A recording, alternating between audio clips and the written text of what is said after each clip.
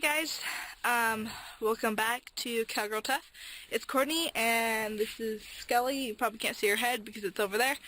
I'm going to show you how to groom and saddle up your horse if she decides to stand there, which she looks pretty lazy today. So let's get to it.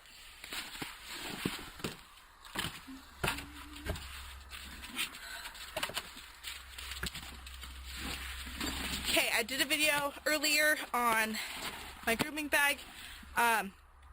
So yeah, what I basically start doing is just, everyone gets into all the technicals about, like, they use 4 different brushes, and really there's no point in using 4 different brushes to brush your horse. So really all I use is 2. I use the rubber curry to basically just get all the hair and stuff up and out of the way. During the winter time when they're really thick, which is like right now, I'll use the metal curry, but I'm just going to basically use this for right now because I don't feel like using that other one. And then, so it's either rubber curry or the metal one, is whichever one I use. And then just basically my soft brush, or it's not, yeah, it's more of a soft brush. I don't own a dandy brush, and I really don't get that this does the same thing as a dandy brush does, in my mind. Other people, they have their own ways. So basically all I do is, I don't need this right now, so I'll just toss it back over there. Just brush her down with this, and the snow's falling off the roof of the shop. It's kind of funny. And so I just basically start by, she has a lot of disgustingness in her mane. Let's see if I can turn this way so you can kind of see. Okay, that might be a little better than moving her around to adjust to the video. So I just basically brush. I don't do a lot on the main part, just underneath. And brush, obviously not this way, but with the hairs. If you brush against, then you shouldn't own a horse. So just keep brushing. Maybe if I turn her this way, she'll pay attention more. And this, I need like a better stand. Right now it's on a pool ladder. Just keep brushing. Definitely get where the girth is gonna go, because if you don't, it's gonna be very irritating for them when they do have the cinch and everything on and the saddle.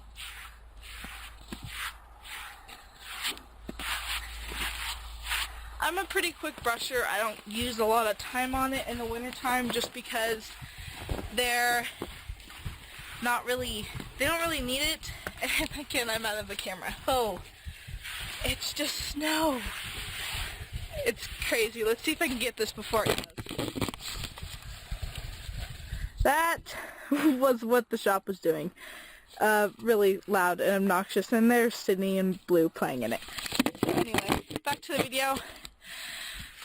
Try not to move around the camera so much, but just do as you did on the other side with brushing. I don't brush the back end, like her butt, very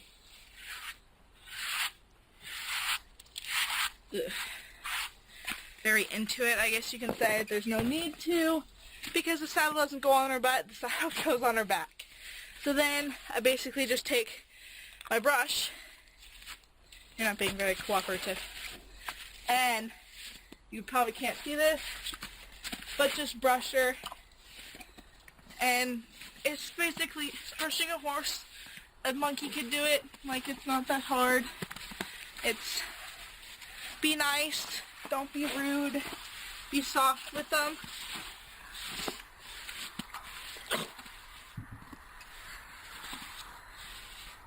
I don't really need to tie my horses when I brush them and groom them and saddle them up. It's just what I prefer. They do a pretty good job of standing. Whew. That was crazy. Okay, so now what I do, now that I'm done brushing, now snow's falling off of my shed. Now that I'm done brushing, I'm going to go ahead and grab the saddle pad, and I'll show you how to put that on.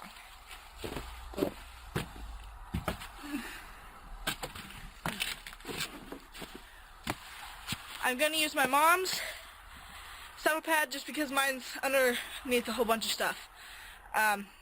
So yeah, all you're doing when I put a saddle pad on, I put it on above on their neck and then push it back. So make sure that all of her hairs are going one way.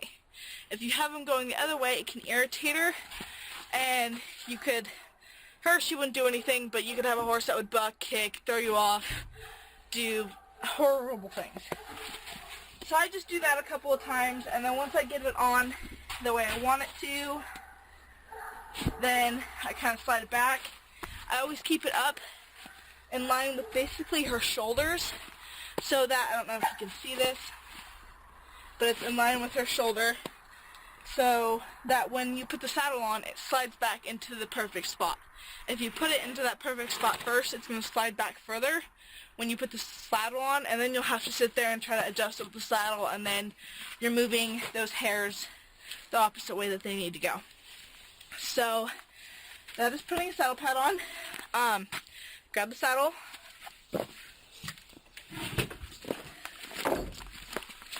She doesn't run away from me.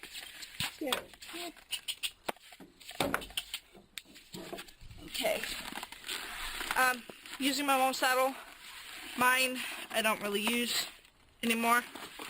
Basically, what I was taught by this new trainer, I guess, was a different way of putting on the saddle. And it consisted of holding it like this under your armpit. Really weird. Don't like it much, but I can show you it. So basically you're just putting your hand here and the other hand right here, and when you throw it up, I don't know if you can see this,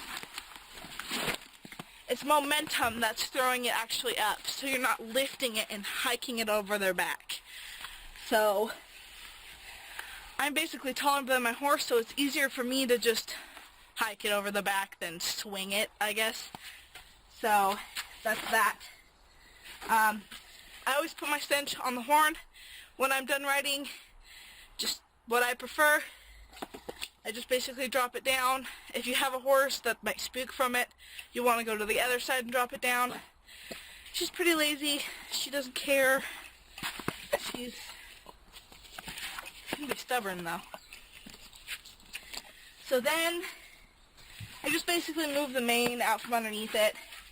And since my saddle pad doesn't have the wither hole, you want to take the saddle pad and lift it up into the actual space of the saddle right there, so it gives air to go underneath that through their withers, and so it relieves pressure of the actual saddle pulling down on the pad and putting pressure on the withers.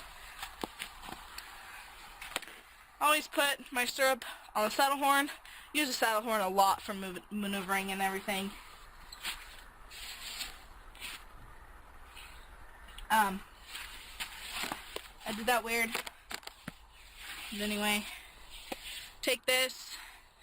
You don't want to go, you do not want to face the horse's back leg when you grab the cinch.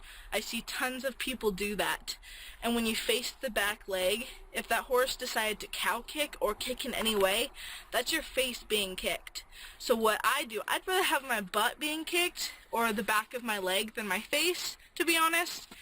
So I just slide my hand underneath, grab the cinch, pull it up underneath, and then put the strap through. And then I normally go once or 2 to 3 times through. You just keep kind of looping it through until you get to there. So that was twice. And I have this little tiny piece.